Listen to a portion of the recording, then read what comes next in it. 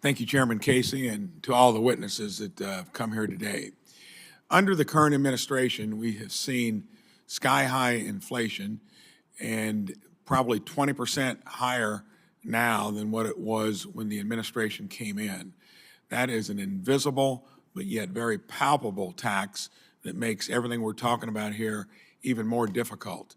All Americans are struggling, but perhaps no one more so than older Americans, finding it harder and harder to stretch their dollars to afford even basic groceries. The spending of borrowed money, almost anything we do new here is 100% borrowed. And it's now averaging into what we already do, 30 cents on every dollar we spend is borrowed.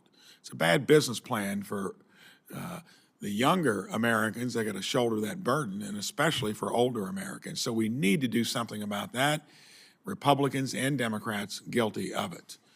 This reckless spending is forcing more and more seniors to seek support to make ends meet, while simultaneously making the programs that are there for them even harder to be effective. The Older Americans Act provides this support, including nutrition, transportation, health promotion, many other things. We need to make sure they stay vital. As a member of a working group leading the reauthorization of the Older Americans Act, I'm committed to preserving flexibility for localities and states because they generally do things with more effectiveness and they make sure the bills get paid without borrowing the money. Every community is different. Seniors are best served, I think, when providers on the ground can be entrepreneurial. You don't want a one-size-fits-all.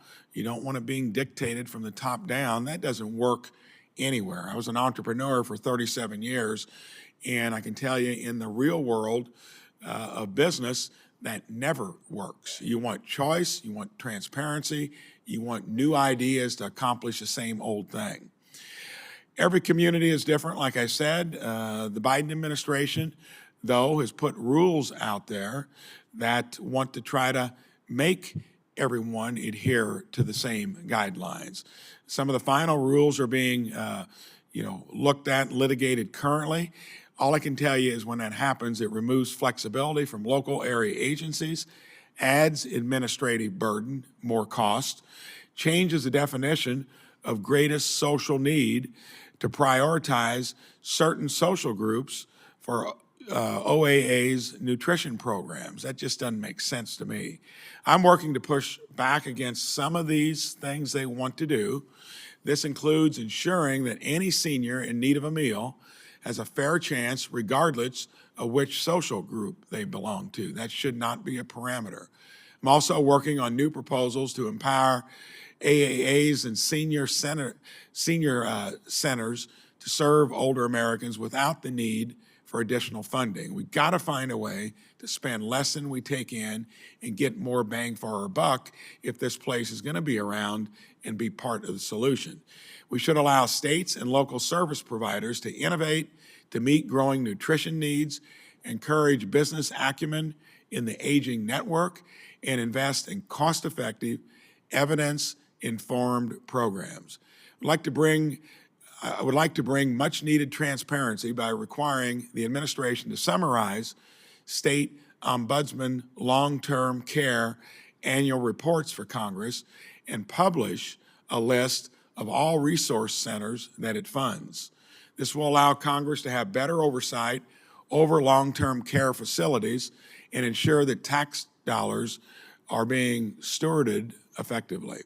Finally, a recurring theme I hear when traveling throughout Indiana, I visit all 92 counties every year. They all are trying to find those best practices, that right mix, is a lack of broadband access in rural communities. And Indiana, for example, is a state that's putting a high priority on it, invested state funds, not waiting for the feds to do it, and we're now getting that into every nook and cranny. Other states need to be enabled in the same way. They ought to probably look to see how they do that themselves rather than the cumbersome way of maybe involving this place. I hope that we can address this issue by doing more to connect existing resources to these communities. Look forward to working with my colleagues and stakeholders to advance these priorities in the Older Americans Act. I yield back.